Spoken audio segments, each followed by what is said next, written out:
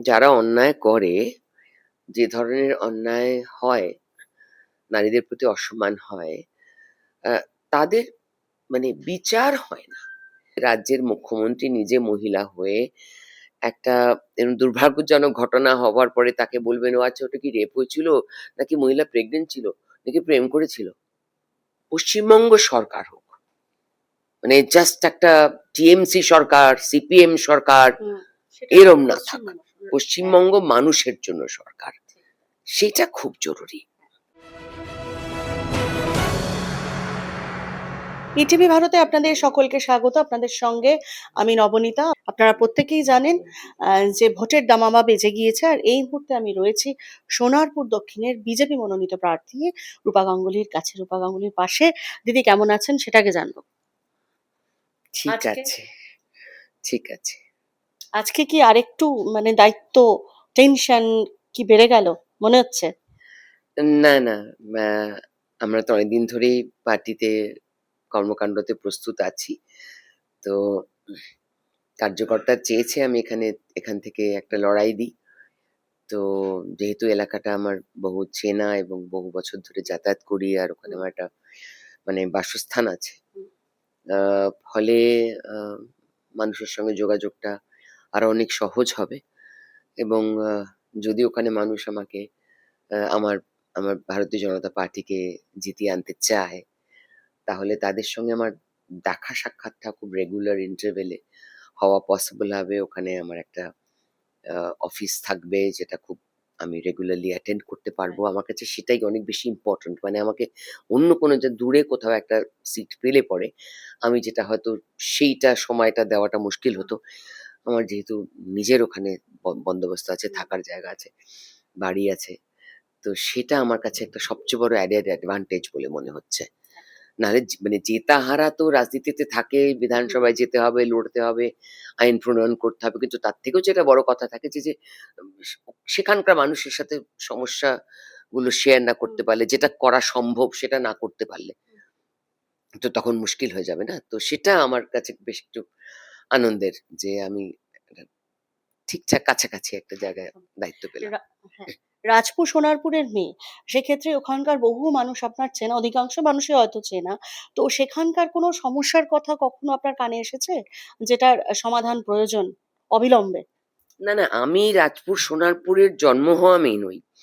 আমার জন্ম ভবানীপুরে। আমার বড় হওয়া টালিগঞ্জে। হুম, আমরা যেহেতু উদ্বাস্তু, সেহেতু রোজগার করার পরে আ যেহেতু আমার বাবা বাংলাদেশ চলে গেছিলেন এবং আমাকে হস্টেলে দিয়ে মাও বাংলাদেশ চলে যেতে হয়েছিল। কারণ আমাদের কোনো সে অর্থে বাসস্থান ছিল না। মানে আ ১ম এ ভাড়া বাড়িতে ছিলাম ঢাকুরিয়ার কাছে। তারপর আস্তে, আস্তে মাকেও বাবার জন্য চলে যেতে হয়। তো যখন আমি রোজগার করি আমার ১ম লক্ষ্যই ছিল আমার বাবা-মার জন্য একটা থাকার জায়গা। তো সেটা মা বলেছিল যে, "একটু গাছপালা আছে এমন একটা জায়গায় হুম, দেখিস, একদম ফ্ল্যাট বাড়ি-টাট বাড়ি কিছু করিস না। তো আমরা তো বাঙাল।" হুম, হ্যাঁ, আমরা পুরো বাঙাল আরকি। তো বলল, "একটুখানি গাছপালা লাগামু, একটুখানি আ ফল-ফুল থাকবো, গাছপালা থাকবো, ফুল-টুল হইবো।" হুম, তো এইসব মানে মার একটাই শখ ছিল। হ্যাঁ, তো বললাম যে, "ঠিক আছে।" তো ওখানে এক বন্ধুর বাড়ি। তো এইটাই আমার ওখানকার সূত্র এবং ৫০ মানে ৩০ বছর হয়ে গেছে। আমি আচ্ছা, আমার জীবনে ১ম বাড়ি কেনা ওখানে, আচ্ছা, বাবা-মার জন্য। হ্যাঁ, তো ওই জন্য আমার ওখানে বারবার যাতায়াত হতো হুম, হুম, আরকি।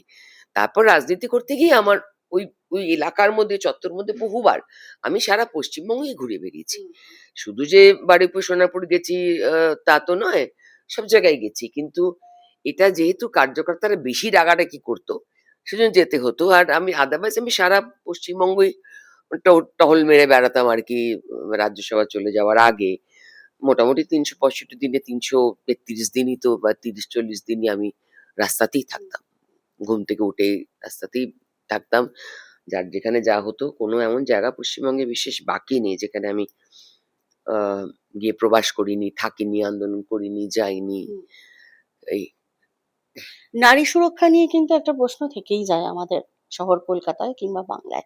সেটা নিয়ে আপনি কি বলবেন? এর আগেও ইন্টারভিউতে আপনি আ মানে আমাদেরকে বিস্তারিত জানিয়েছিলেন অভয়া কাণ্ডের পরে। তো এই মুহূর্তে দাঁড়িয়ে কিভাবে দেখছেন? উম এটা খুবই লজ্জার, ভাবতে ভালো লাগে না। যে যারা অন্যায় করে, যে ধরনের অন্যায় হয়, নারীদের প্রতি অসম্মান হয়, তাদের মানে বিচার হয় না, হুম। বা যারা অন্যায়টা করলেন তাদের শাস্তিটা হয় না। এটা তো মানে আমার সারা পৃথিবী তো অন্যায় মুক্ত হয়ে গেছে এমন কোনো বোকা দাবি তো আমি করছি না। আমার প্রশ্ন হচ্ছে, এমন কি করে হবে যে রাজ্যের মুখ্যমন্ত্রী নিজে মহিলা হয়ে একটা এরম দুর্ভাগ্যজনক ঘটনা হওয়ার পরে তাকে বলবেন, ও আচ্ছা ওটা কি রেপ হয়েছিল, নাকি মহিলা প্রেগনেন্ট ছিল, নাকি প্রেম করেছিল? এইটা কি একজন মাতৃস্থানীয় মহিলার কাছ থেকে আকাঙ্ক্ষিত? উনি যদি এই কথাটা বলে দেন, তাহলে তার ছানাপোনারা 100% শিওর হয়ে যায় যে আমরা নিস্তার পেয়ে গেলাম। কারণ পুলিশের কাছেও, অ্যাডমিনিস্ট্রেশনের কাছেও একটা মেসেজ চলে যায় যে বাবা, এর মধ্যে আমার লোক আছে। সত্যি তো, ওই ঘটনাটা যেটা বলছিলেন উনি, ওর মধ্যে টিএমসিরই লোক যুক্ত আছে। ওর ছেলে, ওর মানে একজন পঞ্চায়েতের কেউ একটা আছে, ওখানকার নেতা, তার ছেলেই এর মধ্যে যুক্ত ছিল। এই ঘটনাটা আমার মনে আছে। তো এরকম প্রচুর ঘটনা পশ্চিমবঙ্গে, যে ঘটনাগুলো কোনো নিষ্পত্তি হয় না, যে ঘটনা, আর নারী পাচার, বাচ্চা পাচার, সব কিছুতে পশ্চিমবঙ্গ একদম মানে কোনোভাবেই এরা মানে কোনো অন্যায়ের প্রতিকার, অন্যায়ের শাস্তি, এইটা যতদিন না হবে না, অন্যায় থামবে না, জানো তো। অন্যায়টা থামাতে হবে। আগামী দিনে কিরকম বাংলা দেখতে চান আপনি? পশ্চিমবঙ্গটা একটা শান্তিপূর্ণ ভাবে মানুষ বাঁচতে পারবে, এই স্বপ্নটাই আমি দেখি। যেখান থেকে রাজনীতি একমাত্র অর্থের উপার্জনের উপায় থাকবে না, মানুষের কাছে কর্মসংস্থান থাকবে। সবাই তো সারাদিন সরকারি চাকরি খোঁজে না, সরকারি চাকরি করেও না। আর কোনো কোনো দেশ, কোনো রাজ্যই শুধু সরকারি চাকরির উপর ভরসা করে দেশ চলে না, রাজ্য চলে না। কিন্তু যেটা হয় সেটা হচ্ছে, সাধারণভাবে মানুষ একটা কাজে যাবে, তার জন্য একটা পরিষ্কার পরিষেবা, রাস্তাটা ভালো থাকবে, অটোগুলো চলতে চলতে উল্টে পড়ে না যাবে না। হ্যাঁ, অটো তো চলবেই, কিন্তু অটোটা চলতে গেলে উল্টে পড়ে না যাবে, সেটা দেখতে হবে। ধুলোবালি, পরিষ্কার পরিচ্ছন্ন জল, বাজার দাম দুর্মূল্য হয়ে যাচ্ছে, অথচ চাষিরা টাকা পাচ্ছে না। মাঝখান থেকে এই কৃষি আইনটা করলো না বলে একটা মানে দালালদের রমরমা। এবার মাননীয়ার বক্তব্য হচ্ছে, আমি দালালদের বাঁচিয়ে রাখবো।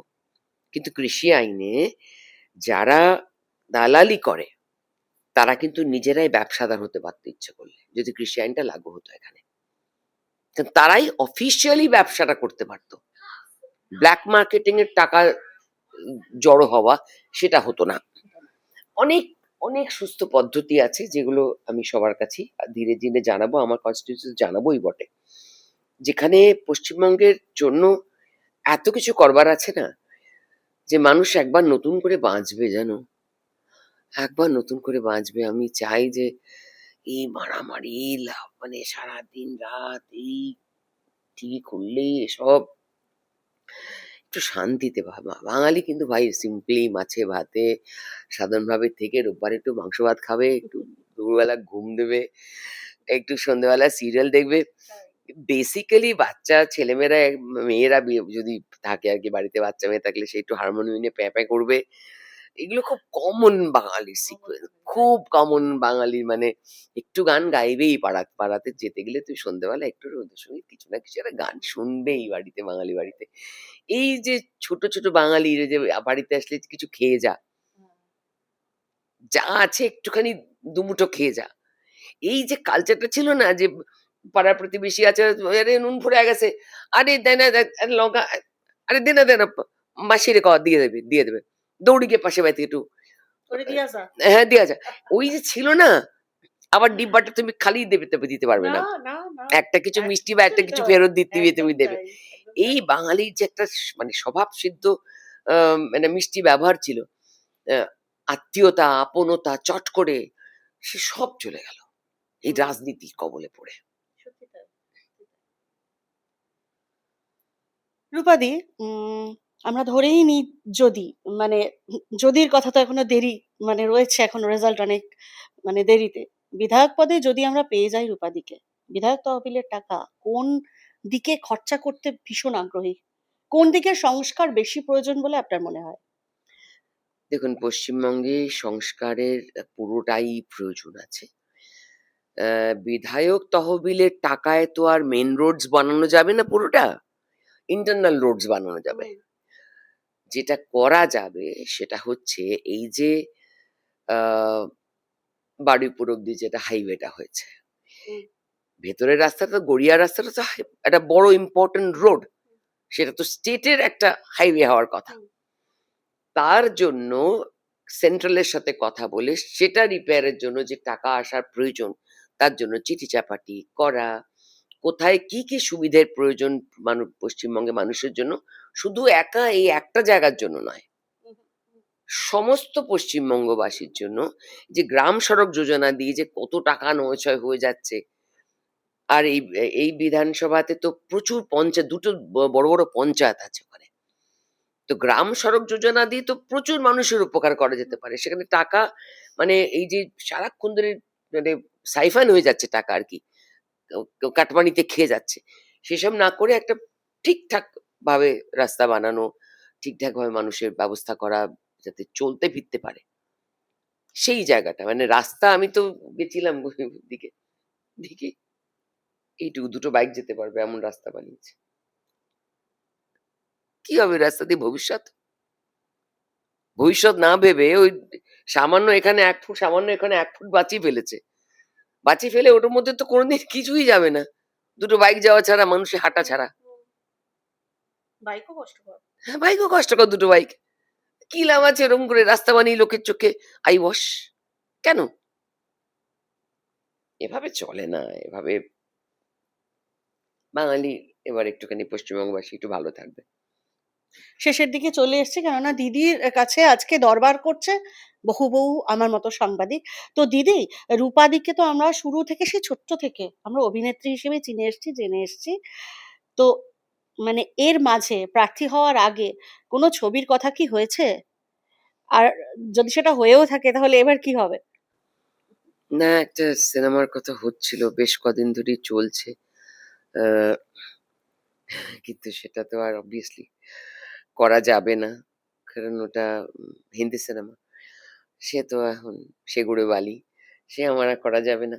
ঠিক আছে, আমার তাতে পশ্চিমবঙ্গর একটা সুরাহা হোক। আর আমার কিছু সত্যিই চাই না। আমি অনেক বছর ধরেই শুধু পশ্চিমবঙ্গে কবে একটা সুষ্ঠু সরকার গড়া যায়, তার সেটাই আমার একমাত্র লক্ষ্য রাজনীতিতে আসা। আর আমার রাজনীতিতে আসার কোনো লক্ষ্য নেই। মানে আমার কোনদিন রাজনীতির কিছু প্রয়োজন পড়েনি। আমার রাজনৈতিক নেতা-নেত্রীদেরও জীবনে কোনদিন প্রয়োজন পড়েনি। তো আমি কারোর থেকে কোনো প্রয়োজন বা সুবিধা এসব নিইও নি, নেবও না। আমার দরকারও পড়বে না। মা কালী আছেন, আমি ঠিক খেয়ে পড়ে বেঁচে আছি। আমার কোনো অসুবিধা নেই। আমি শুধু চাই পশ্চিমবঙ্গ সরকারটা একটুখানি মানে একটা পশ্চিমবঙ্গ সরকার হোক। মানে জাস্ট একটা টিএমসি সরকার, সিপিএম সরকার হুম, সেটা এরম না থাক। পশ্চিমবঙ্গ। পশ্চিমবঙ্গ মানুষের জন্য সরকার। সেটা খুব জরুরি। আমার শেষ প্রশ্ন দিদি, আমরা অভয়ার মাকে প্রার্থী হতে দেখছি। তো সেটা কিভাবে, মানে ভালো লাগা বা কি বলবেন? খুব ভালো। উনি আ উনি লড়তে চান এবং উনার যে যন্ত্রণাটা আছে সেই যন্ত্রণাটার উনি একটা আ সত্য উদ্ঘাটন করতে চান। তো সেটা খুবই ভালো হবে। আ আমি খুব আশাবাদী যে at least উনার সাহস থেকে আমি হুম। খুবই মানে আনন্দ পাচ্ছি যে উনি একটা সাহস তো দেখাচ্ছেন। বিশাল বড় ক্ষমতা লাগে। এত যন্ত্রণা সহ্য করেছেন, তার একটা উনি প্রতিকার চান। এবং উনার ধারণা হয়েছে বিজেপি সরকার গড়লেই সেটা হবে। তো তাই সেই যুদ্ধে তিনিও শামিল হলেন। থ্যাংক ইউ সো মাচ দিদি। ভীষণ ভালো থাকবেন আর অল দ্য বেস্ট। হ্যাঁ, thank you so much. Thank তোমরা ইউ সো ভালো মাচ। থেকো। দেখা নবনীতা দত্তগুপ্ত রিপোর্ট, ইটিভি ভারত, কলকাতা।